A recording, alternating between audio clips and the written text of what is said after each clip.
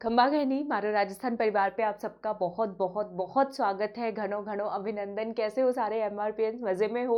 ठीक है, मैं फिर से आ गई हूँ अपनी गिटर पिटर लेके आप सबके सामने। ठीक है, लेकिन गिटर पिटर का जो उद्देश्य है वो तो बड़ा प्योर है कि हमारी पढ़ाई होनी चाहिए, पढ़ाई आसान होनी चाहिए, पढ़ाई मस्ती के साथ होनी चाहिए, हंसते खेलते होनी चाहिए। ठीक है, तो आप सबको क्या करना है याद तो होगा, हर रोज बोलती हूँ शेयर कर दो, क्योंकि प्रतिबद्ध सीरीज को लेकर मैं बहुत ज्यादा डिटरमाइंड हूँ। आप लोग भी अपनी डिटर्मिनेशन दिखाइए कि आप लोग शेयर करेंगे ताकि ये वीडियो मारो राजस्थान के हर घर हर गांव तक पहुंचे, क्योंकि अब जो है मारो राजस्थान पढ़ेगा भी और बढ़ेगा भी। ठीक है, तो जल्दी से शेयर कर दो, वीडियो को लाइक कर दो। जो नए एमआरपीएंस हमारी फैमिली से जुड़ रहे हैं, ठीक है, तो उनको कहूंगी चैनल को सब्सक्राइब कर लीजिए। सब्सक्राइब करने के बाद जो बेल है उस पर प्रेस कर दीजिए, ऑल पे क्लिक कर लेना, क्योंकि आपका कोई भी वीडियो मिस नहीं होना चाहिए। आने वाले दिनों में रीट को लेकर, एसीएफ को लेकर और कॉलेज लेक्चरर और आरएएस को लेकर बहुत सारे वीडियोस आने वाले हैं। अगर आप चाहते हैं कि प्रतिबद्ध सीरीज कंटिन्यू रखें, क्योंकि ये तो 5 दिन की सीरीज थी, अगर आप इसको कंटिन्यू चाहते हैं तो प्लीज आप लिखिए कि मैडम हम शेयर भी कर रहे हैं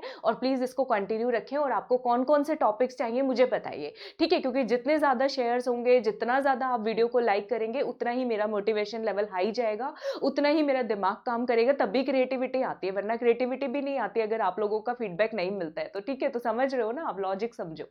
तो स्टार्ट करते हैं। बनास नदी। ठीक है, बनास नदी का नाम कैसे पड़ा? वनों के अंदर की ये नदी है। ठीक है, पहाड़ियों से निकलती है, जंगलों में बहती है, तो इसको हम वन की आशा भी कहते हैं। ठीक है, दूसरे इसके नाम कौन कौन से हैं? बनासा, वरनासा। ठीक है, और जो है जंगलों के अंदर पुराने जमाने में भारतीय संस्कृति, भारतीय परंपरा क्या है? ऋषि मुनियों की देवभूमि है भारत। ठीक है, तो हमारे यहाँ पर ऋषि मुनि रहे हैं।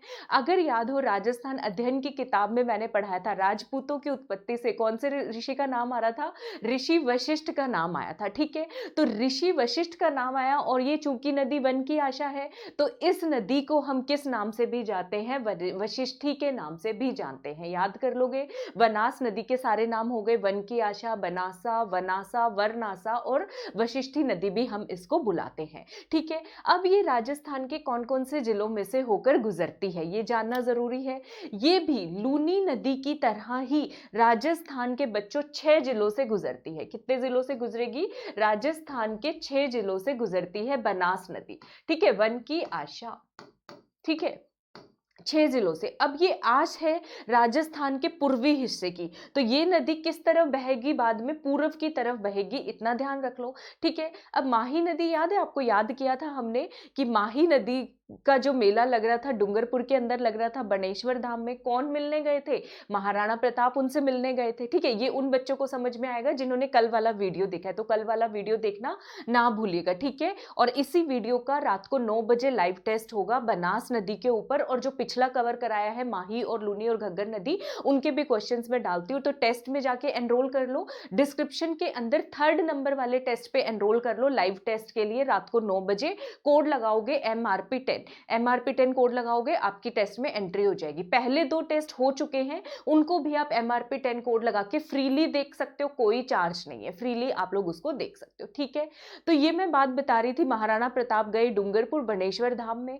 अब जो हमारे चित्तौड़ के राजा हैं और जो दूसरे आदिवासी भाई बहन है, भील भाई बहन, वो नाराज हो गए, महाराणा प्रताप वहां चले गए, हमारे यहाँ पर क्यों नहीं आए, ऐसे कैसे हो गया? ठीक है, तो उन्होंने कहा, महाराणा प्रताप ने, या आप यूं कहे चित्तौड़ के सभी राजाओं ने कहा कि हम भाई यहाँ पर आया करेंगे, हर सीजन में आया करेंगे, चिंता मत करो, 1 साल में एक बार तो जरूर आएंगे। ठीक है, हर सीजन में आएंगे, उसका मतलब है बनास नदी पूर्णतः 12 मासी नदी नहीं है, सीजनल नदी है। सीजनल नदी का मतलब क्या हुआ बच्चों? मौसमी नदी है।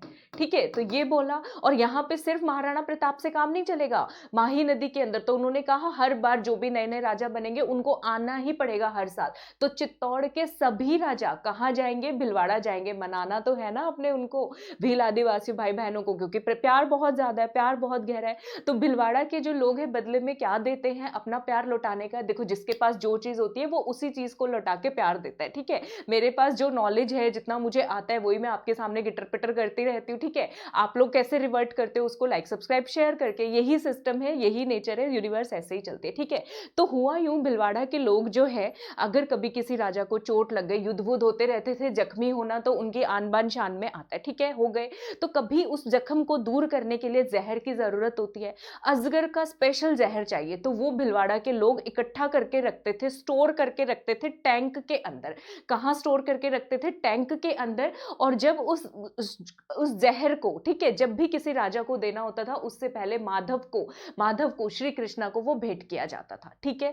तो ये मैं क्यों स्टोरी सुना रही हूँ? क्योंकि ये बनास नदी के 6 जिले हैं, वरना ये कभी याद नहीं होते ऐसे, अगर हम सीधे तरीके से याद करें तो हमारा तो फंडा है, अगर घी सीधी उंगली से नहीं निकला तो हम क्या कर लेंगे? उंगली को ही टेढ़ा कर लेंगे भाई, सीधी सी बात है। तो बनास नदी का उद्गम स्थल कहां से है बच्चों? राजसमंद से है, ठीक है। राजसमंद में खमनोर की पहाड़ियों से निकलती है, ठीक है। उसके बाद कहाँ के राजा? चित्तौड़ के राजा चित्तौड़गढ़ जाएंगे, ठीक है। हर साल चित्तौड़ के राजा कहाँ जाएंगे? भिलवाड़ा जाएंगे, ठीक है। भिलवाड़ा के लोग अपना प्रेम कैसे देंगे? अजगर का बड़े वाला जहर देके। तो ये नदी फिर कहाँ जा रही है? अजमेर में। जहर कहाँ से देंगे? टैंक से, ठीक है। और टैंक जहर नहीं देने से पहले किसको अर्पित किया जाता है? सवाई माधोपुर को, माधव को, तो उससे याद कर लो सवाई माधोपुर। तो ये 6 जिले हैं जो बनास नदी जहां से होकर गुजरती है, ठीक है। अच्छा, टोंक में, टैंक में जहर रखा है ना, तो टोंक के अंदर ये बनास नदी कैसी शेप ले लेती है?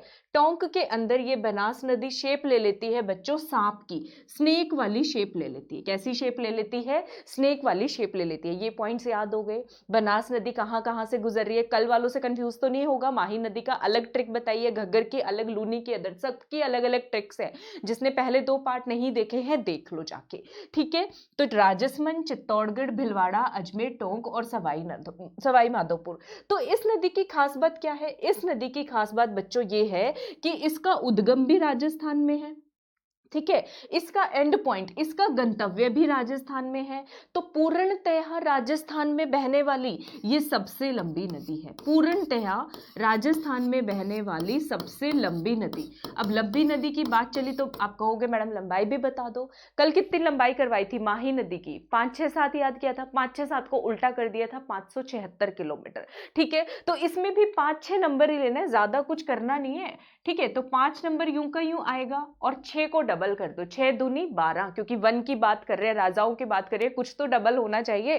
तो 6 दूनी 12, 512 किलोमीटर पूर्णतः राजस्थान में बहने वाली सबसे लंबी नदी है। क्वेश्चन आएगा, पूछा जाता है तो बनास नदी, ठीक है। उसके बाद ये सवाई माधोपुर में किससे मिल जाती है? ये सवाई माधोपुर में मिलती है, इधर से आ रही होती है, चंबल नदी में मिल जाती है, ठीक है। तो राजस्थान के अंदर चंबल की सबसे बड़ी सहायक नदी कौन सी है? बनास। अगली नदी कौन सी करेंगे? चंबल ही करेंगे, उसके बारे में मत पूछो भी, ठीक है। राजस्थान के अंदर चंबल की सबसे लंबी सहायक नदी बनास है। अगर वैसे सहायक नदी सबसे लंबी पूछा जाए चंबल की, राजस्थान में नहीं ओवरऑल देखा जाए, तो वो नदी आएगी शिप्रा नदी। इतने फैक्ट्स क्लियर है बनास को लेके, ठीक है। अब हम किस पे आ जाना चाहिए हमें? अब हमें आ जाना चाहिए इसकी सहायक नदियों के ऊपर, ठीक है। कहां से गुजरती है, क्या सीन है, सब कुछ देख लिया, इसकी सहायक नदियों पे, ठीक है। अब जो चित्तौड़ के राजा है भिलवाड़ा में जा रहे हैं, ठीक है, सब लोग मिलने जा रहे हैं भाई, राजा महाराजा जा रहे हैं तो सब मिलने आते हैं, भीड़ भी लग जाती है।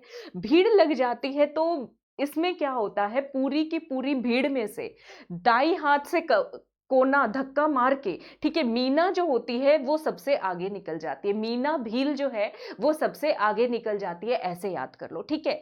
तो इसकी राइट साइड की ट्रिब्यूटरी कौन कौन सी है? भीड़ से याद करो बेड़च नदी, राइट साइड की। राइट साइड का मतलब क्या है मेरा बोलने का? दाई साइड की, ठीक है। कौन सी नदी है सबसे बड़ी? बीड़च नदी। और मीना भील आगे निकल जाती है, इसका मतलब दूसरी नदी कौन सी है? राइट साइड की, दाएं साइड की, मिनाल नदी। मीना भील क्यों याद करवा रही हूं? क्योंकि ये जो मिनाल नदी है भिलवाड़ा से निकलती है और भिलवाड़ा में ही बनास के अंदर मिल जाती है, भिलवाड़ा में ही बनास के अंदर मिल जाती है, ठीक है। अब बीड़च नदी की थोड़ी डिटेल कर ली जाए क्योंकि इंपॉर्टेंट है, ठीक है। बीड़च नदी का उद्गम स्थल कहां से है? बीड़च नदी का जो उद्गम स्थल है बच्चों वो उदयपुर की गोगुंदा की पहाड़ियों से है, क्योंकि ये अलग से आती है ना निकल के, भीड़ में मीना जो है अलग से निकल के आ रही है, ठीक है। तो बीड़च नदी का उद्गम स्थल उन जिलों से नहीं है जहां से बनास नदी बहती है, ठीक है। तो इसका उद्गम स्थल कहां से है? उदयपुर से, गोगुंदा की पहाड़ियों से, ठीक है। यहां से निकलेगी चित्तौड़ में जाएगी और चित्तौड़ के बाद भीलवाड़ा में बनास के अंदर मिल जाएगी। चित्तौड़ के बाद भीलवाड़ा में बनास के अंदर मिल जाएगी और यहीं पर मैनाल भी मिल रही होती है। ठीक है, तो यहां पर बच्चों याद करेंगे, एक शब्द बनता है BBM। क्या बनता है? BBM, बनास, बीडच और मैनाल। और क्या बन गया? त्रिवेणी संगम। कहां पे बन गया? भीलवाड़ा के मांडलगढ़ में। मैनाल मिल रही है भीलवाड़ा के मांडलगढ़ में। क्या बन गया है बच्चों? ये अपना त्रिवेणी संगम बन गया है बिगोद के पास। बिगोद के पास त्रिवेणी संगम। ठीक है, बीडच नदी का क्या नाम हमेशा से ही बीडच नदी था? नहीं। ये क्यों रेस लगा के सबसे आगे निकल गई मीना, और बीडच सबसे आगे क्यों निकल गई? क्योंकि ये जो बीडच नदी है ना, ये बहुत अड़ियल है। ठीक है, और इसको अड़ियल कब से बोलते हैं? जब तक ये उदय सागर झील तक पहुंचती है ना, तब तक इसका नाम अय्यड़ नदी होता है। ऐसे इसको याद करो, तभी तो याद होगा। ठीक है, उदय सागर झील तक इस नदी को क्या बोलते हैं? अय्यड़ नदी। जैसे ही ये उदय सागर झील को क्रॉस करती है, इसका नाम पड़ जाता है बच्चे बेड़च नदी, इसका नाम पड़ जाता है। ठीक है, और राजस्थान की सहायक नदियों में एक बात बताऊं आपको, जो खास बात है, बीड़च नदी ऐसी नदी है, बीड़च में च आ रहा है, च अक्षर आ रहा है। ठीक है, और चित्तौड़गढ़ में भी च आ रहा है। ये ऐसी सहायक नदी है जो चित्तौड़गढ़ से होकर गुजरेगी। बाकी कोई भी सहायक नदी चित्तौड़गढ़ से पास नहीं कर रही है। बाकी जो भी मुख्य नदी है दूसरे जिलों से जा रही है, चित्तौड़गढ़ से नहीं जा रही। ये पॉइंट याद रहेगा, ये पॉइंट याद रहेगा। क्लियर है? एक बार फिर देखते हैं, क्योंकि यहाँ पे ये नहीं करना आगे दौड़ पीछे छोड़। मेरा टारगेट है कि मैं आपको 2-3 बार क्लास में ही रिवाइज कराऊं, यहीं से लर्न करके जाओ, यहीं से माइंड मैप बन जाए। टेस्ट में आओगे तो क्वेश्चन सही होने चाहिए। ठीक है, चलो, तो बेड़च नदी राइट हैंड साइड की, भीड़ में से निकली मीना, मीना भील निकली और सबसे आगे निकल गई चित्तौड़ के राजाओं से मिलने के लिए भिलवाड़ा के अंदर। सीधी सी बात है, दोनों राइट हैंड साइड की ट्रिब्यूटरी हो गई। इतना याद हो गया, राइट हैंड साइड की सहायक नदी होगी, दाई साइड की सहायक नदी हो गई। ठीक है बच्चों, मैनाल जो है कहां से निकलती है? भिलवाड़ा की लोकल पहाड़ियों से निकलेगी और यही बिगोद के पास मांडलगढ़ में बनास में मिल जाएगी। हो गया। बीडच नदी कहां से निकलती है? दूर से आती है, ये अलग से आ रही है, उदयपुर के गोगुंदा की पहाड़ियों से, और बहुत अड़ियल और जिद्दी होती है, तो इसको हम अय्यड़ नदी बोलते हैं। फिर इसको इसके आसपास वाले लोग थोड़ा ठंडा वंडा पानी पिलाते हैं उदय सागर झील में, तब ये थोड़ी ठंडी होती है और इसका नाम पड़ जाता है बीडच नदी। ठीक है, उदयपुर से गई चित्तौड़गढ़, चित्तौड़गढ़ से भिलवाड़ा, भिलवाड़ा में बिगोद के पास मांडलगढ़ में बनास नदी में मिलकर क्या बना रही है बच्चों? त्रिवेणी संगम बना रही है। ठीक है, अब ये भीड़ में से निकली है तो धक्का मुक्का करके निकली है, ऐसे तो नहीं निकली। अड़ियल है, जिद्दी है बहुत ज्यादा हमारी मीना। ठीक है, तो बेड़च नदी के ऊपर जो भीड़ में से निकली है, अड़ियल है, जिद्दी है, तो जो रास्ते में आता गया ना, उनको घूसे घूसे मार के भी निकल गई है। तो बीडच नदी पे चित्तौड़गढ़ में कौन सा बांध बना है? घोसुंडा बांध बना हुआ है। कौन सा बांध बना है बच्चों? घूसे घूसे मार के निकली है भाई, घोसुंडा बांध बना हुआ है। याद रहेगा, भूलोगे तो नहीं। बीडच नदी के ऊपर, बीडच नदी के ऊपर। ठीक है, और चित्तौड़गढ़ से जाने वाली अकेली जो है वो नदी है जो कि बनास की गुजरती है। ठीक है, अब हम आते हैं बाएं साइड की नदियों की बात करते हैं, मतलब कि लेफ्ट साइड की। ठीक है, लेफ्ट साइड की नदियों की बात करते हैं। ठीक है, तो भिलवाड़ा के लोग बड़े तेज तर्रार हैं, हर बार तो टैंक पे नहीं जाके जहर लेके आएंगे। ठीक है, तो इन्होंने एक कोठी बना रखी है अपने भिलवाड़ा में, जहर भर के रखा हुआ है, जब भी हमारे राजाओं को जरूरत होगी तो दे देंगे, 1 सेकंड भी नहीं लगाने वाले। ठीक है, तो कोठी बना रखी है, तो उससे याद करो कौन सी नदी है? कोठारी नदी। दाई साइड की कौन सी ट्रिब्यूटरी है बच्चों? कोठारी नदी। ठीक है, और ये यहां पर पहुंचने के लिए, यहां से कोठे में से सामान वामान निकालने के लिए इनको दीवार पे चढ़ना पड़ता है। और क्या दीवार पे चढ़ के काम चल जाता है? नहीं, दीवार पे चढ़ के मेज भी लगानी पड़ती है। क्या लगानी पड़ती है? टेबल भी लगानी पड़ती है। ठीक है, और भील वाले जो आदिवासी हैं, भाई बहन, जहर की रक्षा वक्षा करते, सारे हथियार वथियार भी वहीं इकट्ठे करके रखे हुए हैं। तो कोठारी नदी कहने का मतलब है राजसमंद में कहां से निकलती है? दिवेर की पहाड़ियों से निकलती है। राजसमंद से निकली, दीवार की पहाड़ियों से भिलवाड़ा में गई, भिलवाड़ा में जाके बनास नदी के अंदर मिल जाती है। ठीक है, कहां मिल जाती है? भिलवाड़ा में बनास नदी पे मिल जाती है। और इसी नदी पर भिलवाड़ा के अंदर कौन सा डैम बना हुआ है? मेजा डैम बना हुआ है। मेज रखेंगे चढ़ने के लिए, तो इसका कहने का मतलब है मेजा डैम। मेज नहीं, मेज चंबल की सहायक नदी है, वो हम कल करेंगे। ठीक है, तो मेजा डैम जो है वो यहां पर बना हुआ है। क्लियर है सबको? कोठारी नदी हो गई। ठीक है, अब इतना गहरा प्यार देख के, इतना गहरा प्यार देख के आदिवासियों का चित्तौड़ के राजाओं को, पता है ना, इंद्र देवता बहुत जल्दी टेंशन में आ जाते हैं, ये कैसे हो गया, मेरी लोकप्रियता से ज्यादा इन राजाओं की लोकप्रियता कैसे बढ़ गई। तो वो देखने के लिए बहुत दूर से देवता आ रहे हैं। ठीक है, अब आएंगे तो जंगल में से आना पड़ेगा, जंगल में से आएंगे तो पत्थर भी मिलेंगे, वज्र भी मिलेंगे। ठीक है, तो देवगढ़ वज्र से याद रखो, विजराल की पहाड़ियों से, देवगढ़ विजराल की पहाड़ियों से देवता आ रहे हैं, आ रहे हैं, आ रहे हैं चल के। ठीक है, और इस नदी का नाम है खारी नदी। तो खारी नदी का उद्गम स्थल कहां से है? देवगढ़ और बिजराल की पहाड़ियों से। भूलोगे तो नहीं, देवगढ़ के पास बिजराल की पहाड़ियों से। खारी नदी कहां कहां से होकर गुजरेगी बच्चों? वही भिलवाड़ा से होकर गुजरेगी, भिलवाड़ा के बाद अजमेर, अजमेर के बाद टोंक। ठीक है, अजमेर के बाद फाइनली ये टोंक में जो राजमहल है वहां पर देखने के लिए पहुंचती है। इतना घनिष्ठ प्यार है कैसे, आखिरकार चक्कर क्या है, माजरा क्या है? ठीक है, तो कौन सी नदी आती है? यहाँ पे आ गई। ठीक है, अब राजा वाजा आ गए, देखे तो देवता आए हैं, पानी वानी तो पिलाना पड़ेगा। इनको पानी पिलाया, यहाँ पे देखा कि ये जो पानी है ना, ये जो पानी है खारा पानी है, और खारा पानी होते हुए भी बड़ा बड़ा बड़ा मीठा लगता है। क्यों मीठा लगता है? इसमें भिलवाड़ा के लोग जंगल की एक स्पेशल डाई मिला के देते हैं, तो ये पानी बहुत मीठा हो जाता है। इसीलिए राजाओं का और आदिवासियों का बहुत घनिष्ठ संबंध है। जहर का रिश्ता तो है, एक मीठे पानी का भी रहस्य है जो देवताओं को पता चला। ठीक है, तो खारी नदी का कुछ समझ में आया? दोबारा से देखते हैं। खारी नदी देवगढ़ के बिजराल की पहाड़ियों से निकलती है, राजसमंद से, भिलवाड़ा में होके जाएगी, भिलवाड़ा से अजमेर, अजमेर से टोंक, टोंक में कहां जाकर बनास नदी में मिल रही है? राजमहल की पहाड़ियों में। ठीक है, यहां पे वो क्या बना रही है? त्रिवेणी संगम बना रही है। अब डाई का इस्तेमाल क्यों किया? डाई जो है, डाई जो है, ये डाई स्पेशली कहां पे रखी जाती है? वही अजमेर में रखी जाती है। ठीक है, नसीराबाद की पहाड़ियों से डाई, एक छोटी सी सहायक नदी है बनास की, निकलती है। ठीक है, और टोंक के अंदर राजमहल में ये तीनों नदियां मिलकर खारी, डाई और बनास क्या बना रही है बच्चों? त्रिवेणी संगम बना रही है। तो इसका कीवर्ड क्या याद रखोगे? BDK। इसका कीवर्ड क्या याद रखोगे? BDK। पहला त्रिवेणी संगम बना भिलवाड़ा में, BBM, भिलवाड़ा है तो BB ज्यादा आएगा, ऐसे याद करो, BBM, बनास, बेड़च और मैनाल। दूसरा त्रिवेणी संगम BDK कहां पे बन रहा है? K आ रहा है लास्ट में, तो टोंक में बन रहा है। दोनों में के कॉमन है भाई, टोंक में बन रहा है, राजमहल की पहाड़ियों के पास बन रहा है। ठीक है, तो ये हो गया पॉइंट क्लियर, यहां से दूसरा त्रिवेणी संगम हो गया। अच्छा, इसके बाद तीसरा त्रिवेणी संगम कहां पे बनता है? बनास नदी कहां पे एंड कर रही है? यहां पे आ रही है, अपने सवाई माधोपुर के अंदर आ रही है। ठीक है, सवाई माधोपुर में ये चंबल नदी में मिल जाती है। बनास नदी किसकी सहायक नदी मैंने बताया? चंबल की, चंबल में मिलती है। दूसरी साइड से एक छोटी सी नदी आती है, सिप सिप सिप सिप करती हुई, सीप नदी में मिल जाती है। तो ये तीनों नदियां कहां मिलती हैं? सवाई माधोपुर के अंदर। अगेन धाम आएगा, रामेश्वरम धाम, यहां पे मिल रही होती है। ठीक है, तो बनास नदी कहां खत्म होती है? चंबल में मिल जाती है, रामेश्वरम धाम के अंदर। ठीक है, और दूसरी यहां से सिप सिप करके आती है तो सीप नदी मिलती है। तो इसका कीवर्ड क्या हुआ बच्चों? BSC। ये तीसरा त्रिवेणी संगम है बनास नदी का। ठीक है, तीसरा त्रिवेणी संगम है बनास नदी का, BSC। एक और त्रिवेणी संगम बनता है बनास नदी का। तो क्या सब कुछ यहीं पे करा दूं? फिर फ्री लाइव टेस्ट में एक्स्ट्रा फैक्ट कैसे सीखोगे? पढ़ाई को और इंटरेस्टिंग कैसे बनाओगे? तो बाकी सारे इंटरेस्टिंग टेक्स्ट कहां देखोगे?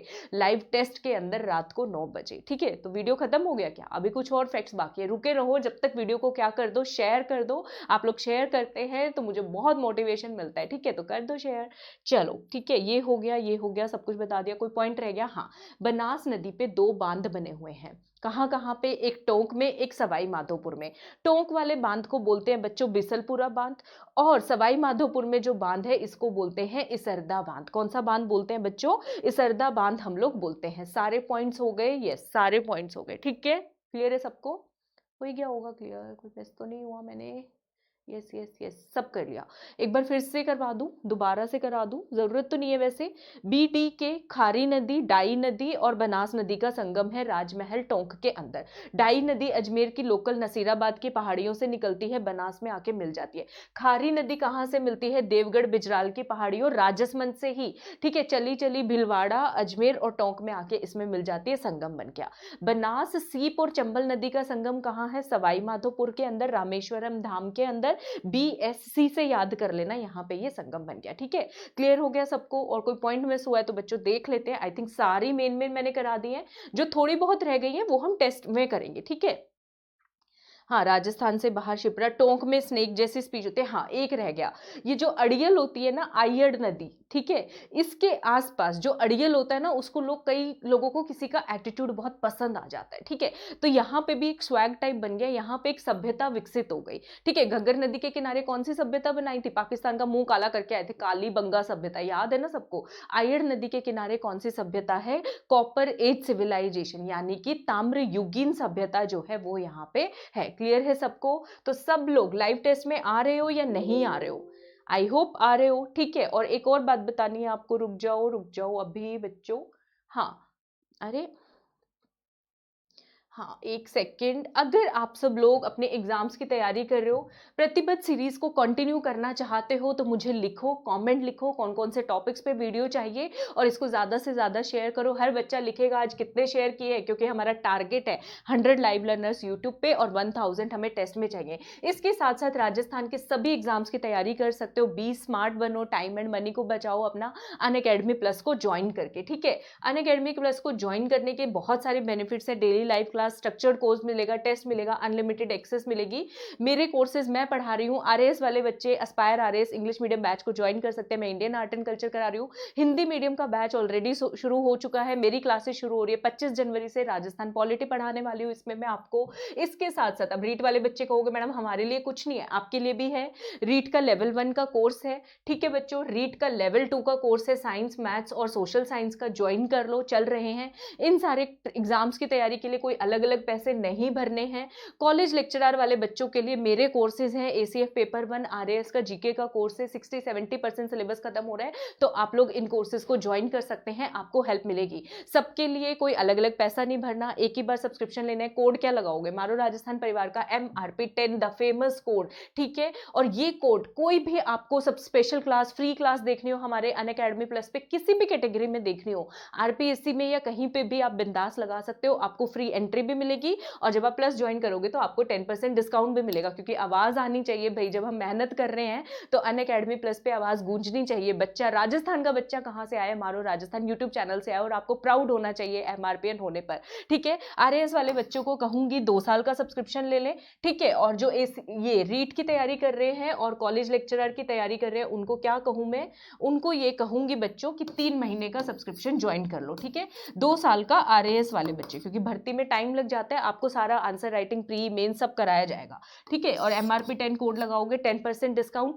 आईफोन वाले बच्चों को पैसे वाला डिस्काउंट नहीं मिलता, उनका टाइम एक्सटेंड होता है। तो अगर आप पैसे वाला 10% डिस्काउंट ही चाहते तो लैपटॉप से ज्वाइन कर लो, या फिर अपने किसी एंड्रॉइड फोन से कर लो, अपना सेम अकाउंट से, ठीक है। तो फिर आप उसको आईफोन पे भी चला सकते हो। इट इज एज सिंपल, ठीक है। तो बहुत सिंपल है। वीडियो पसंद आया तो लाइक सब्सक्राइब शेयर कीजिए, ठीक है। हो गई मेरी गिटर पिटर, ठीक है। कल मिलते हैं, अभी कल मिलूंगी, फिर आऊंगी आपको परेशान करने। स्टे ट्यून, ठीक है। सबको मेरी तरफ से घनी घनी राम राम।